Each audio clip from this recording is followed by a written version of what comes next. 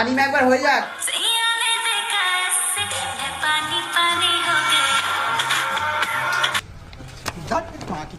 ভিডিওটা তো তোমরা দেখলেই, এবার এই ভিডিওর উপরে পাবলিকদের কি রিয়াকশন এসছে চলো সেটা দেখে নেওয়া যাক। তো প্রথমেই আছে তনু মণ্ডল, যে কিনা কমেন্ট করেছে तुम इतनी हॉट की हो।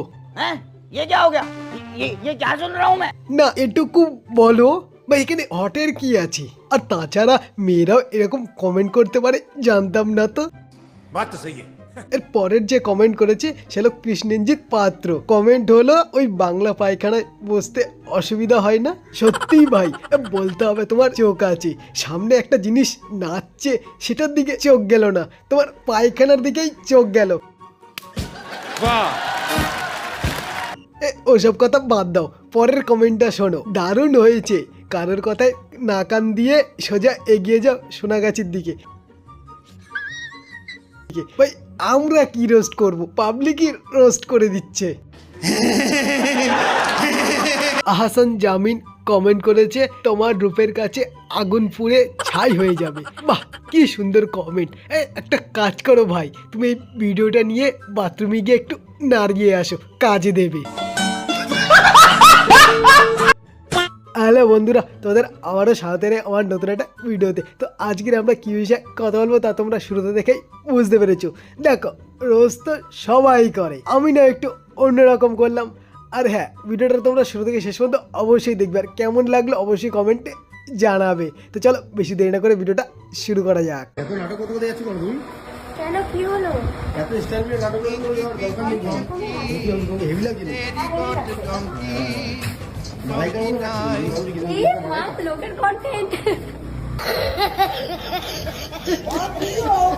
বন্ধুরা প্রথম যে কমেন্ট করেছে সেটা হলো কায়রা আগরওয়াল। কমেন্ট হলো দুইটা নিয়ে নিজেকে ভাবছো তুমি রানী, কুকুরের তো ছটা আছে সে তো তাহলে মহারানী। দারুণ তো বন্ধুরা, ওসব বাদ দাও, তোমরা এটা শোনো। এই কমেন্টটা করেছে অভিজিৎ বিশ্বাস। কমেন্টটা হলো মেয়ে না ছক্কা। সত্যি কথা বলতে বন্ধুরা আমার না একটু ডাউট হচ্ছিল যে অভিজিৎ হয়তো ঠিক কমেন্টই করেছে। 36 সাইজ বানিয়ে সোশ্যাল মিডিয়ায় এসে নাড়িয়ে নাড়িয়ে দেখাচ্ছ, আর এটাই নাকি তোমার কন্টেন্ট? তো বলি ভাই, এটাই আমার কন্টেন্ট।